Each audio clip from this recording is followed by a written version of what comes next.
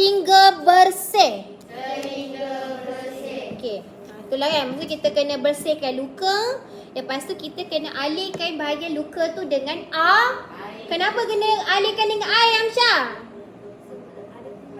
Pandai. Sebab kita nak buang kuman kan. Kita nak letak ubat jadinya kalau kita contoh luka darah tu keluar, kita letak je ubat.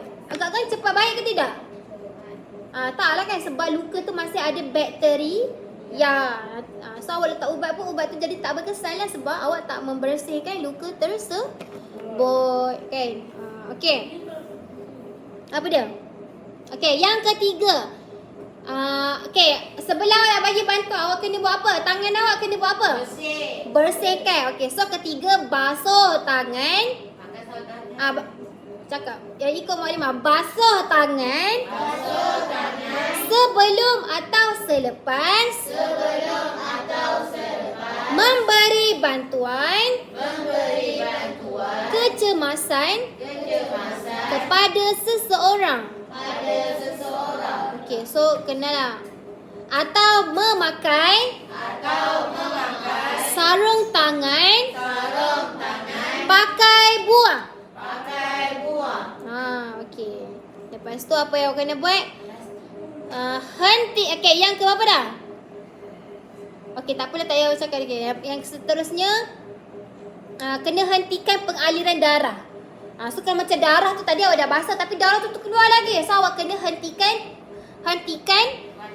pengaliran darah. Contohnya awak ambil tisu, awak pegang ke kapas tu, awak lekat. Awak lekat bagi awak tekan secara apa? Jangan kuat sangat, macam tekan bagi darah tu tak keluar melimpah lagi kan. Tekan.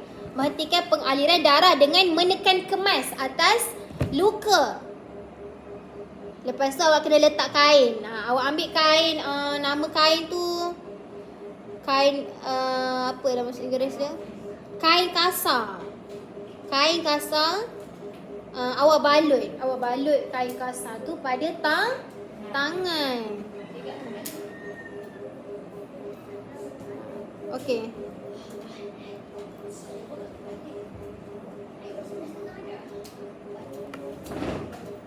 Okey, banyaklah. Okey. Contoh kalau luka tu berlaku pada anggota tangan atau kaki. Okey, awak kena tinggikan bahagian yang cedera. Maksudnya kalau darah tu dia senang macam rendah kan, awak kena tinggikan. Amboi, menguap. Ya Allah. Oh, Haras dengan Nisa ni menguap, bukan main besar mulut dia. Tak tutup mulut pula tu.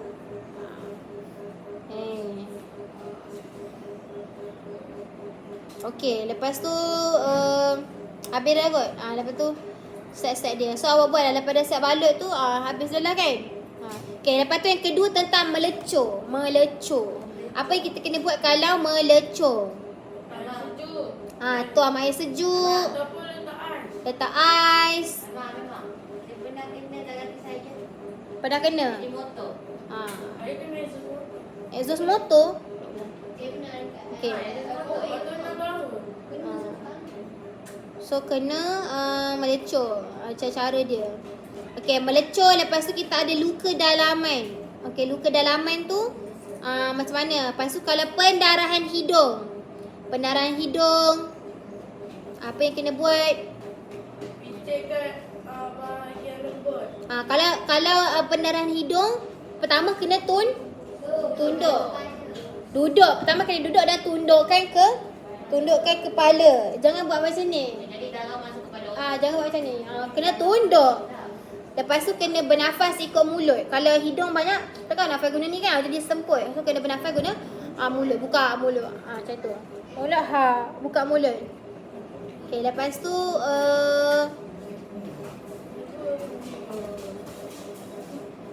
kena basuh lah. Kalau ada darah tu keluar ke, awak kena basuh.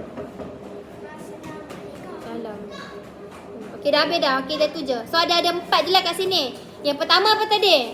Luka kecil.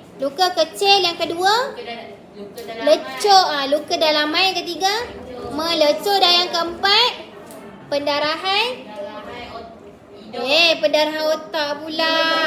Pendarahan hidung. Okey lah. Tu je lah.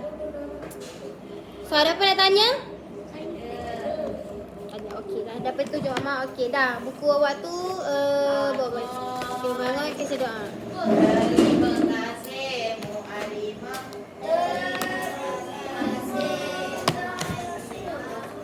Okey dah. Okey. Sama. So ada tak ada sebenarnya. Tak ada lagi.